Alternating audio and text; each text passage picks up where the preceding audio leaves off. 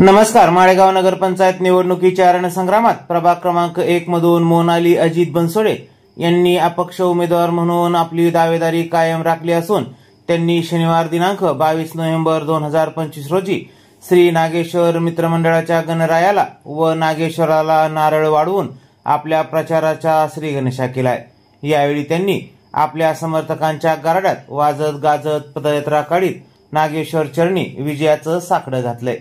दरम्यान यावेळी प्रभागातील समस्या व सोडवणूक यावर देखील प्रकाश टाकण्यात आलाय। आज या ठिकाणी माळेगाव नगरपंचायतीच्या निवडणुकीचं बिगुल वाजलेलं आहे आणि या ठिकाणी प्रभाग नंबर 1 जाधव वस्ती, बनसोडे वस्ती, दत्तनगर, नागेश्वर नगर, खाली जोशीवाडा, घुसळकर कंपनी या वॉर्डामध्ये या प्रभागामध्ये आहेत। आणि या ठिकाणी मी सर्वप्रथम आपल्या सर्वांचे आदर्श किंवा आपल्या सर्वांचे जीवनाचे शिल्पकार छत्रपती शिवाजी महाराज, शाहू फुले आंबेडकर या अण्णाभाऊ साठे सर्वच समाजसुधारकांना या ठिकाणी मी वंदन करतो आणि प्रभाग नंबर 1 मधील अपक्ष उमेदवार सौ मोनाली अजित बनसोडे यांचा अपक्ष प्रचाराचा शुभारंभाचा नारळ या ठिकाणी नागेश्वर नगरमध्ये आम्ही या ठिकाणी अर्पण करत आहोत। आणि हे करत असताना नागेश्वर नगर, बनसोडे वस्ती, जाधव वस्ती, दत्तनगर, खाली जोशीवाडा असेल, घुसळकर कंपनी असेल, या सर्वांच्या ज्या समस्या आहेत या समस्या सोडवण्याचा आम्ही अतिशय प्रामाणिकपणे आणि कष्टाने प्रयत्न करू। या ठिकाणी आदरणीय दादा बाळासाहेब भाऊ आणखी बाकीचे सर्व जे ज्येष्ठ नेते आहेत त्यांचा या ठिकाणी आम्हाला कुठलाही अवमान करायचा किंवा काही या ठिकाणी त्यांच्या विरोधात कुठलं काही करायचं आमचा कधीही निर्णय नाही। आम्ही पहिल्यापासून आदरणीय दादा यांच्या राष्ट्रवादी पक्षामध्येच काम करणारी मंडळी आहोत। या ठिकाणी मी पुनश्च एकदा नमूद करू इच्छितो की प्रभाग नंबर 1 च्या ज्या काही समस्या असतील त्या आम्ही या ठिकाणी लहानपणापासून आमच्या समोरच हे नागेश्वर नगर, दत्तनगर या एरियाची वास्तू तयार झाली आणि या ठिकाणच्या ज्या समस्या आहेत त्या आम्हाला पूर्णपणे त्याची जाणीव आहे आणि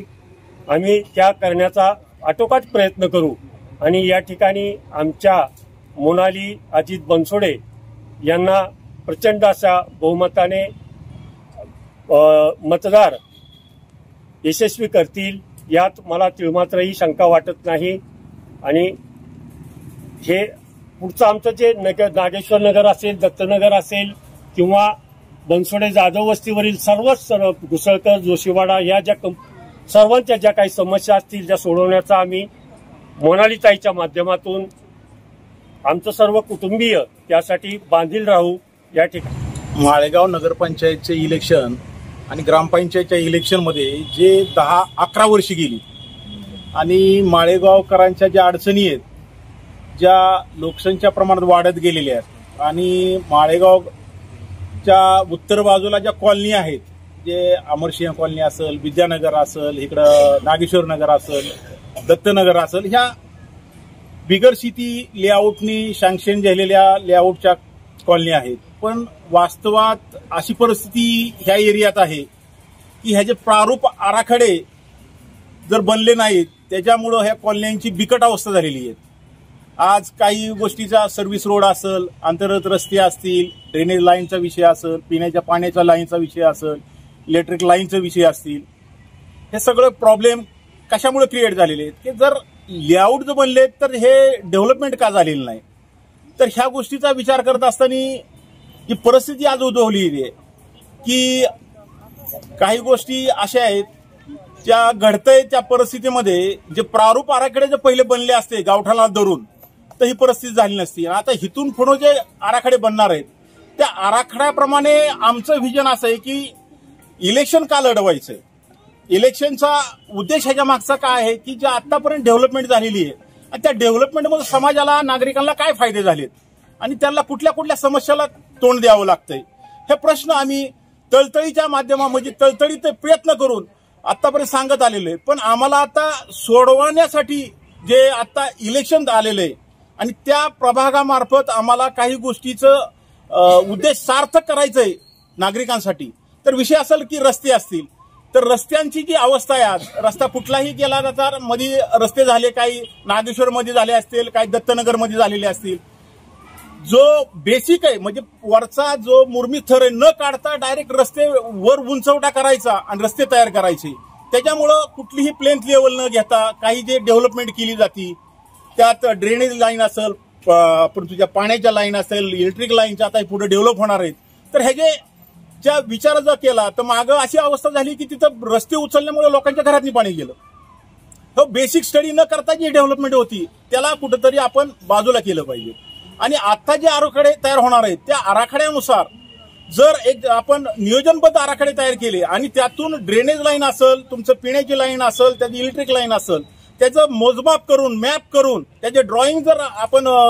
नगरपंचायतीमध्ये ठेवले, त्यातून कुठलंही एखादे रस्ता खोदायचा असेल, क्रॉसिंग असेल, जेणेकरून ड्रेनेज लाईन लीक होणार नाही की तिथं त्यातनं स्पष्ट सांगितलं जाईल व ह्या बाजूला इतक्या अंतरावर ड्रेनेज लाईन आहे, ह्या अंतरावर पिण्याची लाईन आहे, ह्या अंतरावर इलेक्ट्रिक लाईन आहे. ह्यातून काय फायदा होईल की लोकांनी आणि जे सार्वजनिक व्यवस्था आहे, सार्वजनिक संपत्तीचं नुकसान होणार नाही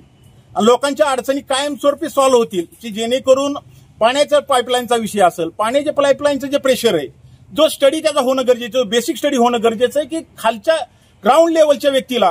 ज्या प्रेशरने पाणी मिळतंय वरच्या बाजूच्या व्यक्तीला त्या पद्धतीने प्रेशरने पाणी डेव्हलप होण्यासाठी त्याच्या मागची जी व्यवस्था आहे ती मजबूत आणि नियोजनबद्ध जर केली तर हा बी प्रॉब्लेम सॉल्व्ह होणं गरजेचं आहे. त्या कारणासाठी आम्ही ह्या इलेक्शनमध्ये हे आमचे जे व्हिजन आहे ते हळूहळू सांगत राहणार आहेत आणि ज्या गोष्टी ज्या पुढे भविष्य काळात कधीच ह्याचे प्रश्न नागरिकांना तयार होणार नाहीत अशा पद्धतीने व्यवस्था करणार आहेत. आता विषय असं सेवर प्लांट असतील, आता परिस्थिती अशी की जेवढे सेवर प्लांट करायचे ड्रेनेज लाईनवरती पाणी आपल्याला स्वच्छ सोडायचंय तर ह्याचा बी स्टडी होणं गरजेचं आहे. आजूबाजूला कुठं कुठं प्लांट चाललेत, त्याचा आउटपुट कसा आहे त्याचा बी स्टडी होणं गरजेचं आहे की किती पीएचचं पाणी बाहेर निघतंय आणि त्यातून त्या एरिया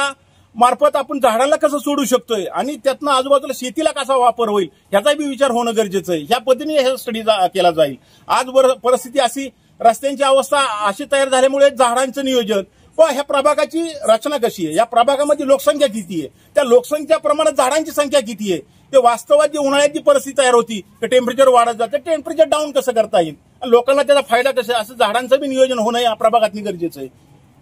आणि दुसरी बाजू ह्यातनं काय अशी एक तयार होती व इलेक्ट्रिक लाईन असेल, खांब असतील, ह्याची नियोजनबद्ध पद्धतीने आराखडे नियोजन अंडरग्राऊंडच होणार आहे, त्याचं बी आराखडे होणं गरजेचं आहे. तर अशा पद्धतीने आम्ही हळूहळू त्या दिशेने जाणार आहे आणि त्या पद्धतीने जसे प्रश्न तयार होतील त्याच्या अगोदरच ह्याचे सगळे नियोजनबद्ध आराखडे मागून तयार करण्याचं काम केंद्र सरकारच्या योजना असतील, राज्य सरकारच्या योजना असतील, कशा पद्धतीने आपल्याला नगरपंचायत आपल्या मार्फत प्रभागात राबवता येतील त्या पद्धतीने हे वास्तवात त्या योजनांचा स्टडी करून ते आपल्या गाव लेवलला कसं राबवता येईल तर ह्या पद्धतीने हे काम केलं जाईल. ह्या सर्व योजना असतील, सर्व कामकाज असेल, नागरिकांच्या दृष्टीने कमीत कमी 20-25-40 वर्ष त्या लोकांना ह्या पद्धतीचा त्रास होणार नाही ह्या पद्धतीने आम्ही काम करणार आहोत. आणि ह्या पद्धतीने आम्ही ग्वाही देतो जे तुमचे दत्तनगर असेल, तुमचं नागेश्वर नगर असेल, तुमचं खुंटाळे वस्ती, बनसोडे वस्ती, जाधव वस्ती असेल, इकडं हा जोशीवाड्याचा परिसर असेल, घुसळकरांचा तिथं जाधव ह्यांचा हा परिसर असेल, ह्या परिसराचा पूर्ण आराखडा नियोजनबद्ध अभ्यास करून आम्ही ही मांडणी पुढच्या लोकांच्या 40-50 वर्षाचं नियोजन करून ती मांडणी नगरपंचायतला सादर करून त्या पद्धतीने आराखडे मंजूर करायचे व्यवस्था करून हे काम करणार आहोत.